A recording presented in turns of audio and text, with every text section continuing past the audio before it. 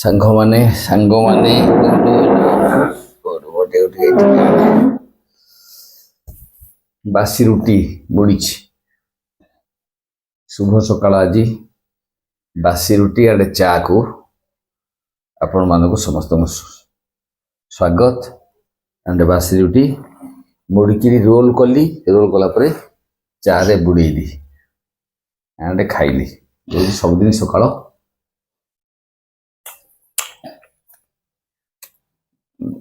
ଖାଦ୍ୟ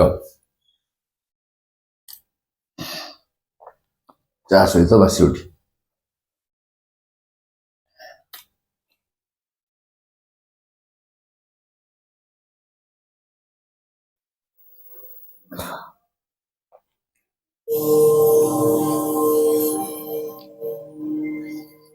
ଛଅଟା 29 ବର୍ତ୍ତମାନ।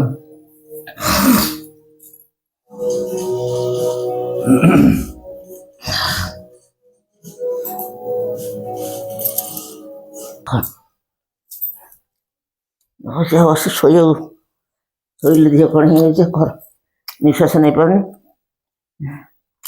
କୁଆଡ଼େ ଫାଙ୍କା ଅଛି, ନିଶ୍ୱାସ ନେଉଛି ବସି। ଢୋଲକୁ ଦେଖାନା, ପେଟ ମେଟ ଦେଖାନା, ଢୋଲ ଦେଖଉଛି।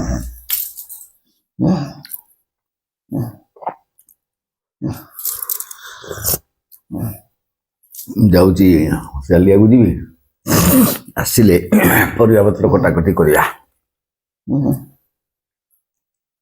ଆଜି କ'ଣ ହବ ସକାଳୁ ଖାଦ୍ୟ? କ'ଣ କରିବା? ସୋମବାର ଆଜି। ତୁ କାଲି ଅଣ୍ଡା ଖାଇ ଦେଇଛୁ? ଆଜି ଆମଲେଟ କରି ଖାଇବାଟା କେତେ। ଆଜି ଆଉ ଜଣେ ଆସିକି କ'ଣ ବୋଲୁଛି, ଝିଅ ପିଲାଟା। ଆଜି କ'ଣ କରିବା ସକାଳେ? ରୋଷେଇବାସ କ'ଣ ହବ? ସକାଳେ ଉଠିଲେ ଆମର ରୋଷେଇ ଚିନ୍ତା, କାଲି ରାତିରୁ ଚିନ୍ତା ହେଇଯାଉ।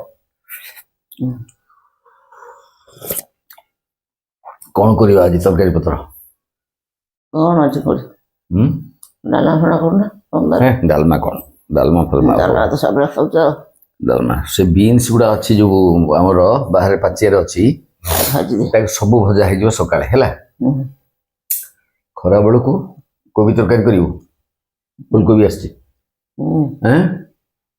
ଫୁଲକୋବିରେ କ'ଣ ପଡ଼ିବ? ଫୁଲକୋବିରେ ଗୋଟିଏ ଆଳୁ ପଡ଼ିବ, ଗୋଟିଏ ସାରୁ ପଡ଼ିବ, ଆଉ ବାଇଗଣ ପଡ଼ିବ ଗୋଟିଏ। ମାଟି ଆଳୁ ଅଛି ନା କ'ଣ? ମାଟି ଆଳୁ ଅଛି, ପକେଇବା। ମାଟି ଆଳୁ ପକେଇବା, ବିଲାତି ଆଣ୍ଡ ବଢ଼ି ହେଲା। ବେଶୀ ଝୋଳ ରଖିବୁନି, ଅଳ୍ପ ଟିକେ ଝୋଳ ରଖିବୁ। ଖାଇବନି ଝୋଳ ଗୁଡ଼ା ଫୋପଡ଼ା ହଉଛି। ଆଚ୍ଛା, ତରକାରୀ କରିବା। ଶାଗ ଅଛି 2 ବିଡ଼ା, ଗୋଟାଏ ବିଡ଼ା ଆଜି ଭାଜିଦେବା। ଶାଗ ଖାଲି ଭାଜିଦେବା, ଶାଗ ଭଜା ଖାଲି ହବ। ଆଉ ଗୋଟେ ବିଡ଼ା ଥାଉ, କାଲି ଯଦି ହବ କଲରା ପକେଇ ତରକାରୀ କରିବା। ବୁଝିଲୁ? କଲରା ପକେଇ ତରକାରୀ ବଗାର। ପ୍ରଥମ ଦିନ କରିଥିଲୁ, ଭାରି ଭଲ ଲାଗିଲା। ଦ୍ୱିତୀୟ ଦିନଟା କରିପାରିଲୁନୁ, କାଲି କରିବା ଶାଗ ତରକାରୀ। କଲରା ପକେଇ, କଲରା ଆଳୁ ପକେଇ ତରକାରୀ ହବ, ଭଲ ଲାଗିବ ବଢି ପଡ଼ିଲେ। ଝୋଳ ରହିବନି, ଟିକେ ସୁଖସୁଖିଆ କଲେ ଡାଲି ହେଇକି ଡାଲିରେ ଖିଆ ହବ। ବୁଢ଼ା ଥୋଡ଼ିକି ଏଇ ନମ୍ବେଇ କଥା ଥୋଡ଼ି 4 କାଳିଆ। ତ ଚା ପିଉନୁ, ଥଣ୍ଡା ହଉଛି।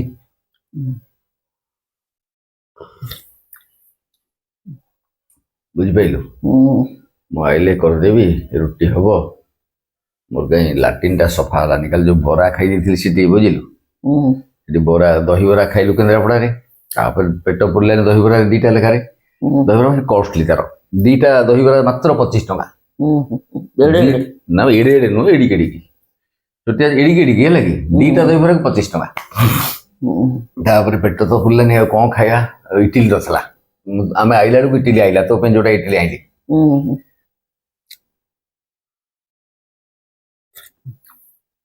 ବରା ଖାଇଲୁ, ବରା ତରକାରୀ ଖାଇଲୁ। ନାଲି ଭାଇ କାଲି ସବୁ ପଇସା ଦେଇଛନ୍ତି, 225 ଟଙ୍କା ବୁଢ଼ା ଦେଇଛି। ସେ ସେଠୁ ପଳେଇ ଆସିଲା ପରେ ମୁଁ ଆକୁ କିଣିକିରି ଆଣିଲି, ତୋ ଲାଗି ଯୋଉ ବସେଇକି ତ ନବାଣିଆ ଖର୍ଚ୍ଚ ତ ବୁଢ଼ାର କ'ଣ ଖର୍ଚ୍ଚ ଅଛି? ଏତେ ଟଙ୍କା ରୋଜଗାର କୋଉଠି ଚା ପାଣି ପିଇବା? ମୁଁ କହିଲେ ଚା ବା ପିଆ ହେଇଛି। କାଲି ଆମ ବାବୁ ଲାଇଭ କି ଆସିଲା, ତାର ଯୋଉ କ୍ରିକେଟ ମ୍ୟାଚ କାଲି ଇଣ୍ଡିଆ ଜିତିଲା, ପାକିସ୍ତାନ ଘରେଇଲା, ଭାରି ଖୁସି। ଚାରି ଆସିଲା, କହିଲା ଯା ଅମୁକ ଧମକ ଚଲେଇଲା। ମୁଁ ଜାଣିଛି ଇଣ୍ଡିଆ ଜିତିଲା। ନା 2-4 ଥର କମେଣ୍ଟ କରିଛି। ଆଇ ଦିହ ଭଲ ନାହିଁ, ମାମାଙ୍କୁ ଆସିବ, ତ ପରୀକ୍ଷା ସରିବ କେତେ ଜଲ୍ଦି ଆସିବ ପରୀକ୍ଷା ସାରିକିରି।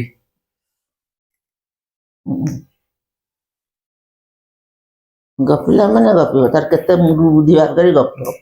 ଗପି କଣ ହବ ସେଠି, ସେ ଲେଖିବ ନା କମେଣ୍ଟରେ ଲେଖିବ, କେତେ ଲେଖିବ ଛୁଆଟା, ଲେଖୁଛି ଲେଖୁଛି। ଗପିବା କଥା ହେଲେ ଗପତା ଗପିବେ, ମୋ ଗପ ଶୁଣିବେ, ସେମାନେ ସବୁ ଲେଖିବେ, ଯାହା ଲେଖିପାରିବେ, ତାଙ୍କ କଥା ଶୁଣାଯିବନି। ଚା ପିଉନୁ ତ ଥଣ୍ଡା ହେଇଯାଉଛି। ତାକୁ ତ ସବୁବେଳେ ମାନ୍ଦା କରିକି ରଖିଲା ସାନଟା, କିନ୍ତୁ ସାନଟା ଭଲଟା ଟିକେ ବାଳୁଙ୍ଗା ଟାଇପର ଚଗଲା ଟାଇପର ହଉଛି, ସାନ ପୁରା ସବୁବେଳେ ଚୁପଚାପ ଚୁପଚାପ। ଆଉ ତାର ଭଲ ବୁଦ୍ଧି, ଭାରି ଚୁପଚାପ। ଇଏ ତାକୁ ସବୁବେଳେ ତାକୁ ବାଡ଼ନ୍ତି ଢୁ ଢୁ କିରି। ମାରିବନି ଆଉ ସେ ଏତିକି ବେଳେ ଶାସନ ନ କଲେ ପିଲାଙ୍କୁ ବର୍ତ୍ତମାନ ଶାସନ କରିବାର ସମୟ। ଆଉ ବଡ ହେଇଗଲେ ଶାସନ ହେଇପାରିବେନି। ଏମିତି ବେଶାସିନ ହଉଛନ୍ତି କଣ ଜାଣିଛୁ, ସେ କେତେ ଚଗଲା, ସେ ଜାଣିଛି ସେ କଥା। ସେ ତାକୁ ବାଟକୁ ଆଣିଲାଣି, ମୁଁ ଫୋନ କରି କଥା ହଉଥିଲି ତା ସାଙ୍ଗରେ, ନା ଏବେ ଠିକ ଠାକ ଅଛି, ସବୁ ଠିକ ଢଙ୍ଗରେ ପାଠ ପଢୁଛି, ଆଉ କିଛି ଅସୁବିଧା ନାହିଁ। କି ଯୋଉ ଚଗଲାମି ହଉଥିଲା, ଖାତା ଚିରି ପକଉଛି ଦେଖି, ନୋଟ ଖାତା ଗୁଡାକ ସ୍କୁଲର ଖାତା, ରଫ୍ ଖାତା ହେଇଛି, ଖାତାକୁ ଚିରିକିରି ତାହେଲେ ତୁ ଡଙ୍ଗା କରିଛୁ, ପୁଣି ଚିତ୍ର କରିଛୁ ନୋଟ ଖାତାରେ। ଏଇ ସମୟରେ ଯଦି ତାଙ୍କୁ ଶାସନ ନ କରିବ କେତେବେଳେ କରିବ? ଆଉ ଟିକେ ବଡ ହେଲେ ଶାସନ ହେବେ, ନାଲିଆକି ଦେଖେଇବେ, ମାଆକୁ ନାଲିଆକି ଦେଖେଇବେ। ଆଉ ବଡ ହେଇଗଲେ ଟିକେ 10-12 ବର୍ଷ 15 ବର୍ଷ ହେଇଗଲେ ଆଉ ଶାସନ କରିହବନି। ଯାହା 11-12 ବର୍ଷ ଭିତରେ ତାଙ୍କୁ ଶାସନ କରିବ। ଖତରା କାହିଁ ନେଇଗଲା ଚାଟା, ସେ ଗୋଲମରିଚ ଗୁଣ୍ଡଟା ଖତ ହେଇଗଲାଣି। ଚିକେନ ମତେ ପକେଇଛି, ଟିକେ ଲାଗୁଛି କାହିଁ ଅବାଗିଆ। କଫି ତ ନାହିଁ, କଫି ନାହିଁ, ଆଜି ନେଇ ଆସିବି। କଫି ତ ନାହିଁ, ସେ କଫି ନହେଲେ ଚଳିବ, କଫି ଟିକେ କଣ ଅଛି। ସେ ଗୋଲମରିଚ ଗୁଣ୍ଡଟା ବୋଧେ ଖତ ହେଇଗଲାଣି। ଏତେ ଗୁଡା ଡବାରେ ପଶି ରହିଛି। ସେ ପାଉଚଟା ଭଲ, ବୁଝିଲୁ, ଗୋଟାଏ ପାଉଚ 2ଟା ହେଲା, ଗୋଟିଏ ପାଉଚ 2 କପ୍ ହବ। ଗୋଟେ ପାଉଚ ପକେଇଦେଲେ ଚଳିବ। ସେ ଏଇ ଯୋଉ ଏଗୁଡାକ ସବୁ ବସି ଯାଉଛି ଡବାରେ, ସେ ପାଉଚ ନେଇ ଆସିବା। ଆଉ ପାଉଚ ଗୋଟା ଗୋଲମରିଚ ଗୁଣ୍ଡ ଟିକେ ପଡିବ, ଖତରେ ଡବାରେ ଡବାଏ ଅଛି, କପଡା ହବ। ଖରାପ ଜିନିଷ ଆଉ ଫୋପାଡ଼ିବୁ ନା, ତାକୁ ରଖିବୁ କି? ଭଲ ଗୋଲମରିଚ ନେଇ ଆସିବୁ, ଗୁଣ୍ଡ କରି ଥୋଇଦେବା ଟିକେ। ଆଉ ନାହିଁ କି ମରିଚ? ମରିଚ ନାହିଁ, କୋଉ କାଳର ମରିଚ ଥିଲା, ତାକୁ ସେଇଗୁଡ଼ା ଗୁଣ୍ଡ ହେଇଛି। ସେ ଦେଖୁଛୁ ଖତର ଲାଗିଲାଣି ଡବାରେ ପଡିଲା ବେଳକୁ। ହଉ ଆସିବ, ଯିବି ଚାଲି ଏବେ। ଟିକେ ସାଉଣ୍ଡ ଦେବି। କୋହିଲିଙ୍ଗ ଶତକ, ସେ କାଲି ଯୋଉ ଖେଳ ହଉଥିଲା ମତେ ଲେଖଉଛି, ବିରାଟ କୋହିଲିଙ୍ଗ ଶତକ ସେଞ୍ଚୁରୀ କରିଛନ୍ତି। ସେଇଟା ଦେଖଉଛି, ନ୍ୟୁଜ ଗୁଡା ଦେଖଉଛି। ଆଉ ସେ ତାଙ୍କର ଭାଗବତ କହୁଛନ୍ତି, ଭାଗବତ ପଢା ହଉଛି, ଦଉଛି ସାଉଣ୍ଡ ଦେଇ ଦଉଛି। ମୁଁ ଯିବି, ଯାଉଛି। ମଠ ଗଣ୍ଡେ ସଉଦା ନାହିଁ, ସଉଦା ଟିକେ ନେଇ ଦେଇକିରି ବୁଲି ବୁଲିକି ଆସିବି। ସବୁଦିନ ସକାଳେ ଯାଉଛ, ସବୁଦିନ ରାତିରେ ଯାଉଛ, ସବୁଦିନ କଣ ସେଠି? ଆଉ ସବୁଦିନ ନଗଲେ ହବ? ସବୁଦିନ ଯିବାର ଯେତିକି ଟିକେ ବ୍ୟବସ୍ଥାକୁ ଆସିଛି ମଠ, ନଗଲେ ମୁଁ ନିଜେ ଅବ୍ୟବସ୍ଥା ଭିତରେ ରହିଯିବ ସବୁ। ଯିବାକୁ ପଡିବ। ଗଛ ତ କଦଳୀ ଅଛି, ପଚେଇବେ, ଚୁଡ଼ା କଦଳୀ ଖାଇବେ, ସଇଲା। ଚା କରିକି, ନାଲି ଚା କରିକି ଅମୁଲ ପକେଇ ପିଇବେ। ଅମୁଲ ବୁଢା ଘର, ଅମୁଲ କଣ ହଉଛ, ସୁଗାର ହବ। ଖାଲି ନାଲି ଚା, ଚିନି ପକେଇକି, ଅଦା ପକେଇକି ପିଅ। ତୁ ସାଡେ ମୁଣ୍ଡ ଖେଳାନା, ମଠଟା କେମିତି ଚଳୁଛି, ମୁଁ ଚଳୁଛି ନା ତୁ ସାଡେ ମୁଣ୍ଡ ଖେଳେ ତୋର ଅଛି, ସେଠି କଥା କହୁଛୁ। ନିଜ କେମିତି ଘରେ ଠାକୁର ଭାତ ଡାଲମା ଖାଉଛନ୍ତି, ଆଉ କଣ? ସେ କଥା ଚିନ୍ତା କର, ଘର କେମିତି ଚଳିବ ସେ କଥା ଚିନ୍ତା କର। ମଠ କଥା କାହିଁ ଚିନ୍ତା କର? ମଠ କଥା ମୁଁ ବୁଝୁଛି ନା ତୁ ମଠ କଥା ବୁଝିବୁ? ଘର ଚଳେଇ ତ ତମେ ଯାହା ବୁଝ।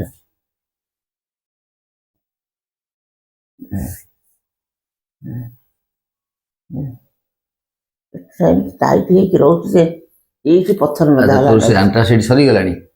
ସରିଲାଣି ସବୁ। ଆଉ କାଲି ଯିବି, କାଲି ନୁହଁ ମ ପହର ଦିନ, ବୁଧବାର ଦିନ ଯିବି। ଖାଉଛି, ଆଉ ଖାଇଲେ କଣ ହବ? କାଲି ଖାଇଛି ନାହିଁ, କିଛି ନାହିଁ, ଖାଇବୁ। ରେଗୁଲାର ଖାଇବାକୁ ପଡେ ନା, ତ ଔଷଧଟା କନଜୁକୁଟିଭଲି ଖାଆନ୍ତି। ଆଜି 3 ଥର, କାଲି 3 ଥର, ଯେମିତି ଲେଖିଛି ସେମିତି ଖାଆନ୍ତି। ତୁ ଆଉ 15 ଦିନ, ମାସରେ ଥରେ ଖାଇବୁ ଔଷଧ। କାମ ଦବ ଚାରିଟି ହେଇକି ରହିଯିବ ପଥର ସେ ପୁଣି କାମ ଦଉଥିଲା କେମିତି ଯେତେବେଳେ ସେ ଖାଇଲୁ ପେଟ ପୁଣି ହାଲକା ହେଇଗଲା କେମିତି ତାକୁ ଆଉ ତୁ ମନମାନି କରିବି ଯଦି ଔଷଧ ଖାଇବାରେ କେମିତି ଚାଲିବ ଯେମିତି ସେ ଲେଖିଛନ୍ତି ଯେତେବେଳେ ଯାହା ଲେଖିଛନ୍ତି ସେଇ ହିସାବରେ ଖାଇବାକୁ ପଡ଼ିବ ତାକୁ ଆଣିବି ଯାଇକିରି ପହରଦିନ ଯିବି ଶିବରାତ୍ରି ଦିନ ଶିବରାତ୍ରି ଦିନ ଯିବି ସକାଳେ ଆମର ଏଠିକି ଯିବି ଆମ ଶିବ ମନ୍ଦିରକୁ ତାପରେ ବଟପଡ଼ିଆ ଶିବ ମନ୍ଦିରକୁ ଯିବି ତାପରେ ବିଲେଶ୍ୱରୀ ଶିବ ମନ୍ଦିରକୁ ଯିବି 3 ଜାଗାରେ ମୁଣ୍ଡିଆ ମାରିବି ସେଦିନ ମୁଣ୍ଡିଆ ମାରି ଯିବି ସେଠୁ ଘର ପାଖକୁ ଯିବି ଘର ପାଖରେ କିଛି କାମ ନାହିଁ ଏ ଅଛି ଘିଅଟା କିଣା ହେବ ମନ୍ଦିର ଲାଗି ଘିଅଟା ଆଣିବି ଆଉ ତ ଔଷଧ ପତ୍ର ନେଇକିରି ଆସିବି ଯାହା ସେ ଲେଖିଛନ୍ତି ଯେମିତି ସେମିତି ଖା ଆଉ ସେମିତି ତାକୁ ଇଏ କରିଦେଲେ ଚଳିବ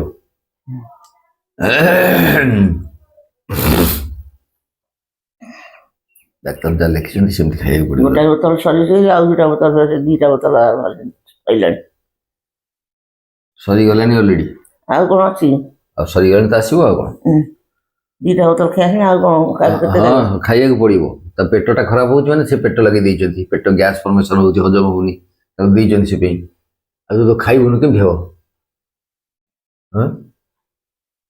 ଡାକ୍ତର ଲେଖିଛନ୍ତି ତାଙ୍କ ହିସାବରେ ଖାଇବାକୁ ପଡ଼ିବ ଔଷଧ ଆଉ ତୁ ମନରେ ଖାଇଲେ ଚଳିବ ମନକୁ ମନ ତୁ ବ୍ୟବସ୍ଥା କରି ସେ ଯୋଉ ପିଲା ଲେଖିଥିଲେ ଟୋକା ଯୋଉ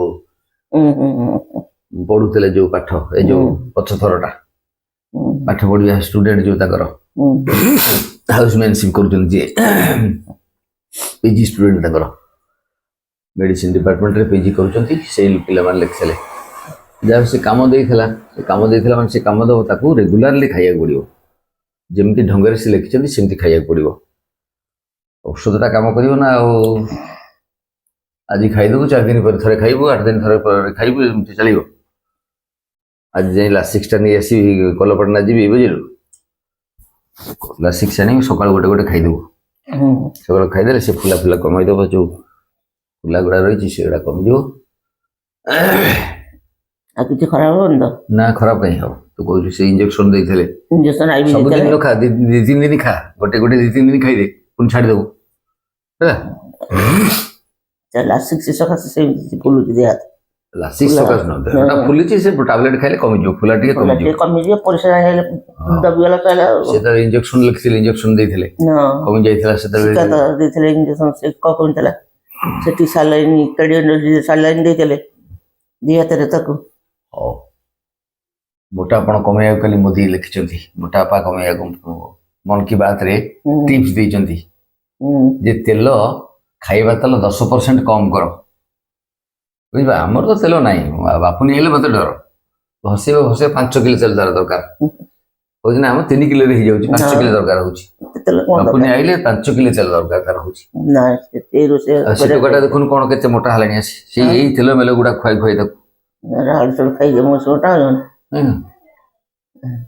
କ'ଣ କରିବ ଆଇଲା ମାନେ ମତେ ଡର ମୋ ଦେହ ଖରାପ ହେଇଗଲି ପାଇଲ୍ସ ବାହାରି ପଡୁଛି ମୋର ବର୍ଷ ବାହାରି ପଡୁଛି ତାର ତରକାରୀ ଖାଇଲା ବେଳକୁ ଖାଲି ଜୋର ତେଲ ତ ବସେଇଥିବ ଖାଲି ତେଲ ମୋଦି କହିଛନ୍ତି 10% ତେଲ କମ କର ଖାଦ୍ୟ ତେଲ ଖାଇବା ତେଲ ମୋଟାପା କମିଯିବ ଏ ଯୋଉ ହାର୍ଟ ଷ୍ଟ୍ରୋକ ଯୋଉ ହଉଛି ଯଦି ହଠାତିଆ ମରୁଛନ୍ତି ଯେତେ ଲୋକ ଦେଖିବ ହାର୍ଟରେ ସବୁ ଯାଉଛନ୍ତି ତାର କାରଣ ହେଲା ତେଲ ଆଉ କିଛି ନୁହଁ ବୁଝିପାରୁଛୁ ହଠାତିଆ ମରୁଛନ୍ତି ହଠାତ୍ ମୋ ସାଙ୍ଗର ଗୋଟେ ଭାଇଟି ମରିଯାଉ ବୟସ ଆମର କ'ଣ ତେଲ ମସଲା ଆମର ହଉନି ସିଏ ଆଇଲେ କରିବ ଆଉ କ'ଣ